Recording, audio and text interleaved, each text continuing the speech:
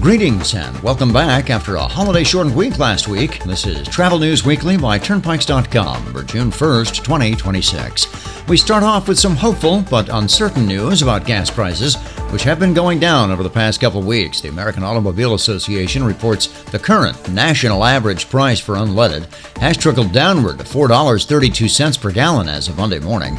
That figure is down almost 20 cents over the past week alone on hopes of an extended ceasefire of the conflict with Iran, as well as a hope for reopening of the Strait of Hormuz. However, that price is still higher than just 1 month ago, and there is considerable uncertainty about whether the strait will actually reopen anytime soon, or whether it would have any additional substantial impact on gas prices, given that shipping lines are likely to remain wary of using the strait, including for lucrative oil shipments. Taking a look at diesel prices, they too have gone down over the past week. Right now, the AAA is reporting the average cost of a gallon of diesel is currently at $5.45 per gallon. The elevated fuel prices could have an impact on summer travel, which is now getting underway following the Memorial Day holiday last week.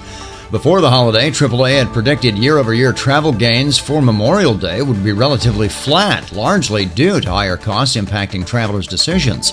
A summer travel survey by Deloitte conducted during the first week of April showed only 50% of respondents were planning summer travel this year. That's down from 57% in 2025 and a peak of 63% in 2023, many of them citing higher costs as influencing their decisions.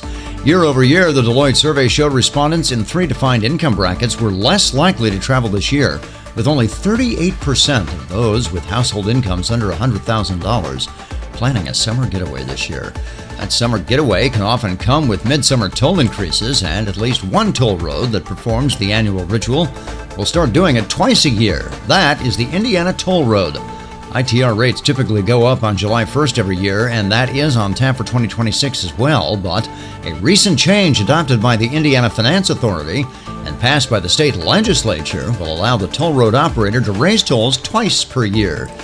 The measure was made possible by a possible move of the Chicago Bears to a possible new stadium in northwest Indiana, which we told you about earlier this year. That possibility led Indiana lawmakers in February to create a Stadium Authority District, which has in turn impelled lawmakers to renegotiate their lease with the Indiana Toll Road Concession Company.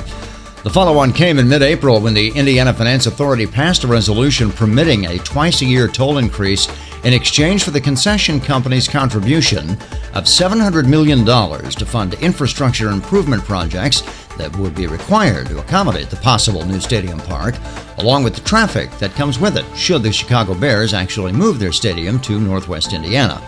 The first of these semi-annual toll increases will begin after this summer's regular annual increase, which means you can expect the July 1 toll hike and a second one December 31st.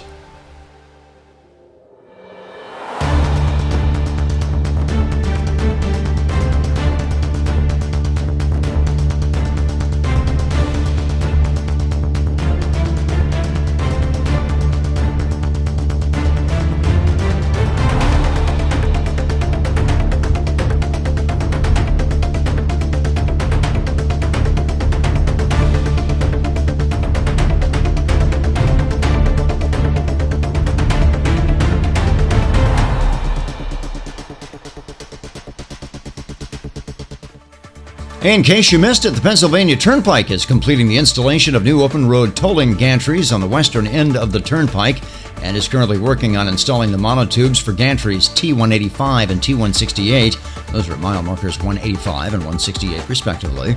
The entirety of the main line will be converted to open road tolling by January. The road is, of course, all electronic already, which means there's no cash accepted, but old toll booths are still being replaced.